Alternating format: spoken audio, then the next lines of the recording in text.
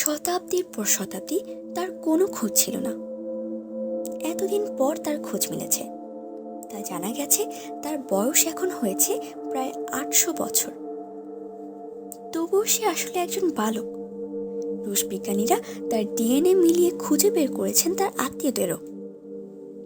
আসলে যার বয়স ৮০০ বছর তাকে বালক বলা নিয়ে তৈরি হয়েছে বিভ্রান্তি, আর এটি নিয়ে বিভ্রান্ত হওয়াটাই স্বাভাবিক। তাহলে চলুন ফ্রিকি নিউজে জানা যাক তার আসল রহস্য।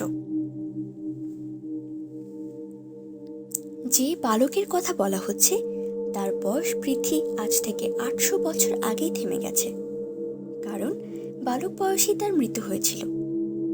তার মৃতদেহ মমি করে সংরক্ষণ করা হয়। সম্প্রতি রাশিয়ার সালেখার্দ শহরে মমিটির সন্ধান মিলেছে। কার্বন ডেটিং করিয়ে জানা গিয়েছে মমিটির বয়স ৮০০ বছর। রাশিয়ায় মমি করে মৃতদেহ সংরক্ষণের রেওয়াজ খুব বেশি ছিল বলে জানা যায় না, কিন্তু ৮০০ বছর আগে এই বালকের মৃতদেহকে মমি করে রাখা হয়েছিল। এই তথ্য প্রত্নতত্ত্ববিদদের যেমন চমকে দিয়েছে, তেমনই চমকে দিয়েছে নৃতত্ত্ববিদদেরও। মমিটি নিয়ে একাধিক গবেষণা শুরু করেছেন রুশ বিজ্ঞানীরা। রাশিয়ান কোনো জনগোষ্ঠীর মধ্যে মমি করার রেওয়াজ ছিল পরীক্ষা করে জানা গেছে তাও।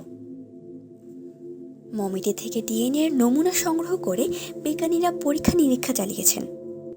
পরীক্ষায় প্রমাণ পাওয়া গেছে আধুনিক রাশিয়ায় সাইবেরিয়ান বলে যারা পরিচিত তাদের ডিএনএর সঙ্গে ওই ৮০০ বছরের বালকের ডিএনএর মিল রয়েছে। আধুনিক সাইবেরিয়ান জনগোষ্ঠীর পূর্বপুরুষ ওই বালকের বংশধর।